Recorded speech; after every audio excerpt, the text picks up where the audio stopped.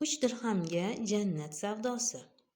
Buyuk muhaddis Imom Abu Dovud dengizning qirg'og'ida o'tirsalar, uzoqdagi kemada ovozi baland insonning aksi urganini, so'ng alhamdulillah deganini eshitibdilar.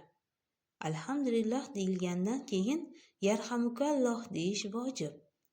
Abu Dovud yarhamukalloh demoqchi bo'lsalar, u odam eshitmaydi, chunki hazratning ovozlari baland emas. Aksi urgan odam esa uzoqda.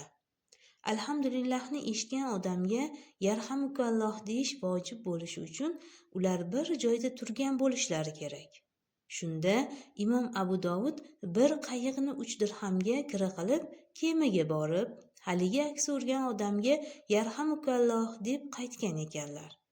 Abu Dovud aytadilar: shunda qulog'imga bir nido eshitildi: "Ey Abu Dovud, 3 dirhamga jannatni sotib olding."